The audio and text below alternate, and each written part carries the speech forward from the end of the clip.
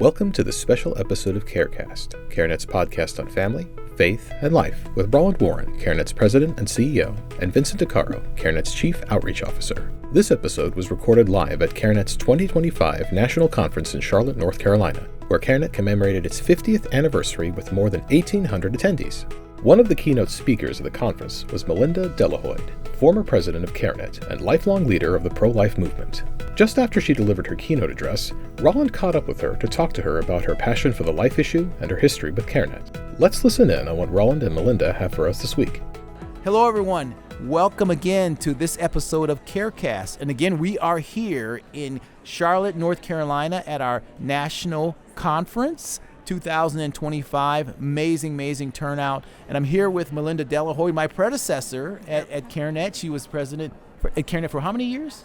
Oh my gosh, for 8 years. 8 years. Yep. But before that, she was part of the founding team and on the board and just has a truckload of history. And one of the things that we're doing this year, because it's our 50th anniversary, is bringing back folks who were involved with CareNet when it was formed and when it was actually called the Christian Action Council. And so I really wanted to chat with Melinda to kind of talk about some of that. So, Melinda, welcome. Wow. Thank you so much, Roland. You know, I don't think we talk about our history enough. Yeah. You know, and it's so encouraging to hear that these things happened and we're here today and growing. You're growing the ministry.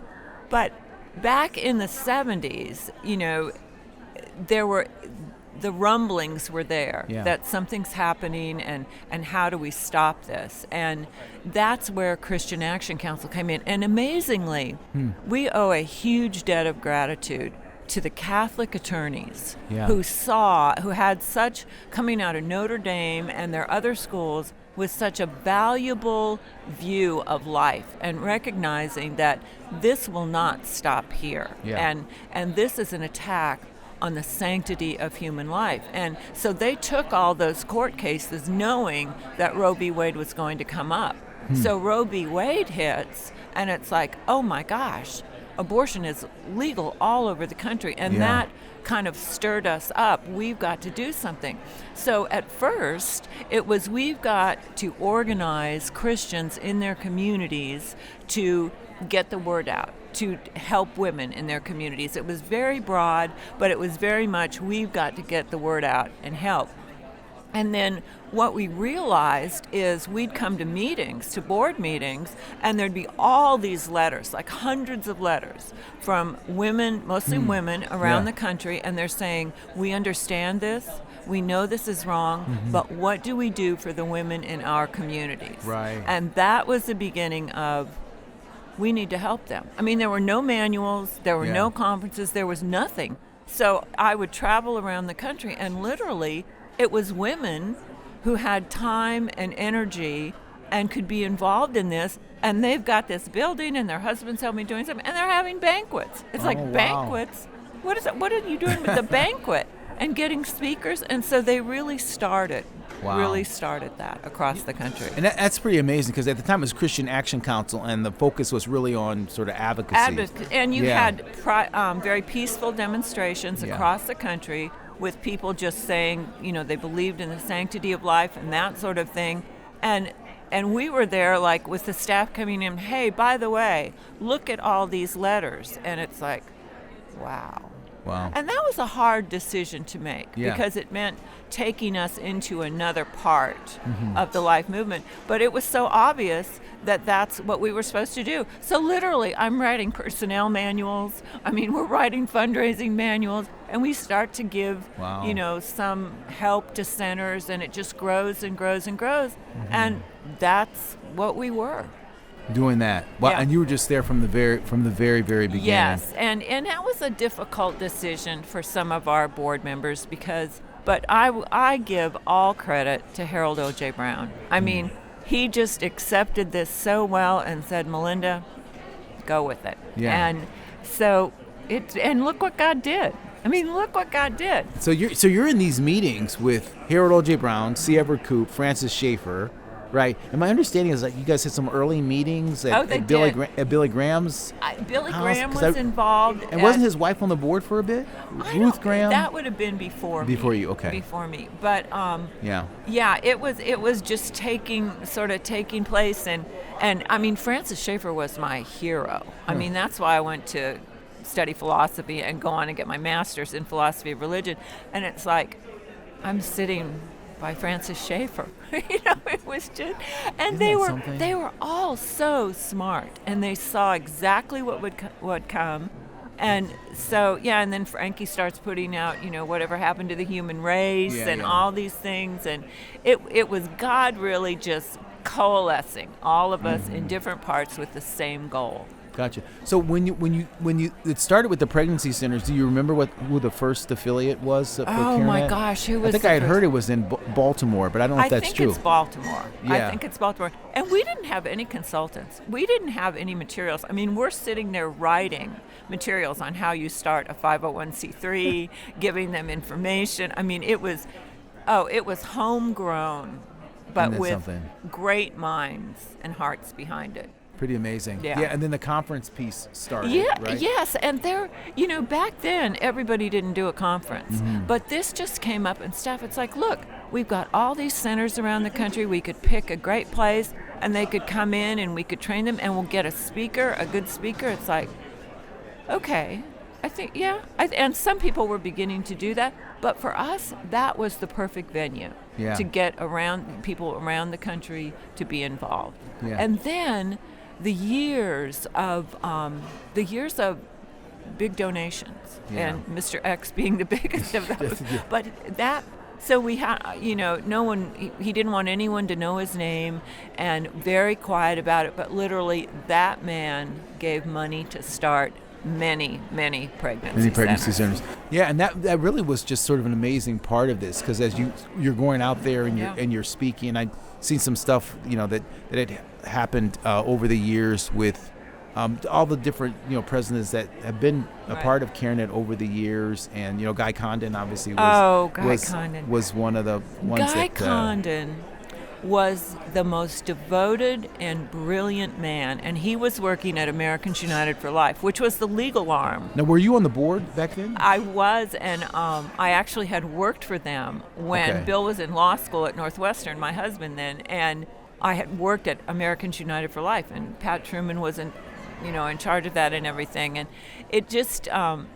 they were great. I mean, they were writing the Supreme Court cases that were coming up, like the Hyde Amendment, and my husband came out of Northwestern Law School, and he's writing for the Hyde Amendment going to the Supreme Court. So we were young, we were very committed, and it was just the right time, really, for this. Yeah, so because I guess he's the first president that with the CareNet name, right? So when he came on, was it Christian Action Council at that time, or was there? It was just, it kind of coincided, because Christian Action Council was very important to some of the board members. But Guy was seeing, we're the centers, this is what we need to do, and the centers are growing, and we have these opportunities. And so it wasn't difficult, but that was when the name change came. And during his tenure, and then that started the process there. Yeah, and I know at that time there were a lot of centers that started to take the name CareNet. We still have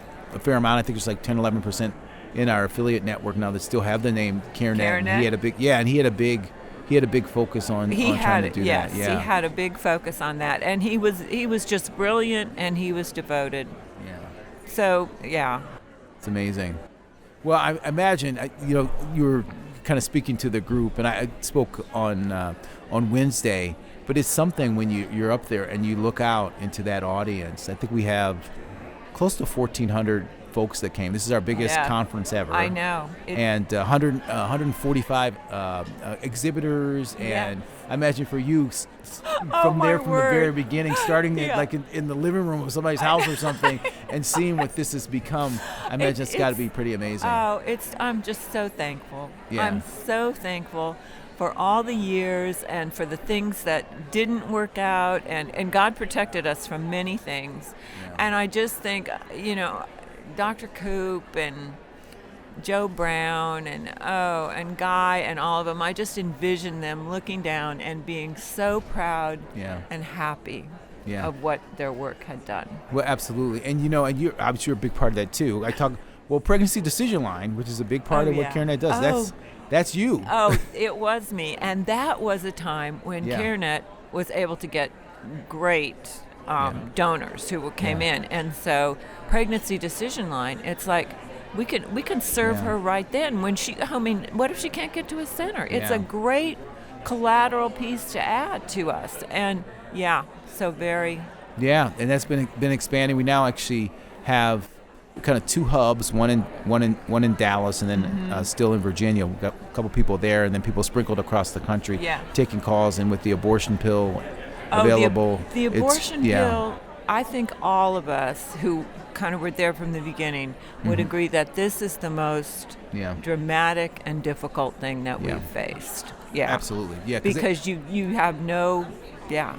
Oh yeah, they've absolutely. I tell people all the time that they turned every bathroom, bedroom, dorm room into a potential abortion clinic, and it's very, very challenging. And so, I think some of the centers are gearing up medically, are larger. Yeah. So like right now, Dobbs' case didn't give us everything we needed by any means, and it kind of opened up, I think, the pill in a great way. So we're facing this, and I think we sort of have to look at it not differently, but it's all how do we get to her before she takes the pill? And really, I think it's a combination of a very strong online approach from your center with keywords, every single thing, and then being there and getting her in that day. Yeah, that's what Raleigh has, a strong approach on this. And if we can get her into the center that day for an ultrasound, the chances are greater that she will not take the pill. Much more likely to do that. And you and I were talking before we started recording that CareNet integrated in ICU Mobile, which is a mobile medical unit approach. And that was one of the reasons that I was really inspired to do that was, there's so many places, frankly, where no pregnancy centers exist, but we can have mobile units that get into communities. And especially low-income communities. Like you can, in the valleys in California where the farm workers are doing all their working and living there, if we can take a mobile unit in there and they can get that ultrasound and they have the help, there are centers nearby, but they would never be able to go to them. Never be able to. Yeah. And there are a lot of women who are going to get the pill. And even though the FDA doesn't require you to get an ultrasound, they say, I'd like to kind of have one. Right, and that's being able to do that. So for our bigger centers, that's a pull. Yeah. You might want to come in and take a big online advertising, talk to her, be able to get her in the same day, and have conversations with her and follow up. Then, and if you're medical now, and not all centers need that. But if you're medical, you have a greater chance of getting her in. So all this stuff. I know. So we stand on some big shoulders, and your shoulders are part of those shoulders. My tenure with CareNet as well. So I'm thankful for you to come out of retirement, because you told me that you're retired. Oh, well, not a year. when you retire. Yeah, we're retired. Doing stuff. Yeah, I know. But in quotes, but. Just not getting paid for. Just not right. just working and not getting paid for. But we got a great celebration later this evening for the gala with lots of folks like yourself who were foundational in this. Yeah. And so for me, as someone been here 13 years, just learning all the history and other folks that kind of went before and sacrificially gave of their time, their talent, and their treasure to make this happen. It's amazing what God's doing. And Roland, you have done great things expanding. Oh, thank you. I appreciate ministry. That. Really great things, and hiring great people. And the fatherhood piece is important. I feel like for us now, it's all the pieces coming together. Yeah. And Pregnancy Decision Line. Wow. We went down to Texas to get the funding for that. I remember. And my gosh, it was so scary, but yes. Yes, and it's been amazing to see how that's grown and all the things that you put in place there. Well, anyway, Madam, thank you for coming and being a part of this. Well, thank you for what you're doing and keeping our core and building around it. Yes, amen. So good. All right, blessings to you. Good. We hope you enjoyed this episode of CareCast. For more pro-abundant life commentary and practical resources, please visit care-net.org. There you can subscribe to the Abundant Life blog, giving you access to videos, ebooks, podcasts, and other resources to help turn your pro-life passion into pro-abundant life action. Until next time, we pray that God blesses you and yours daily.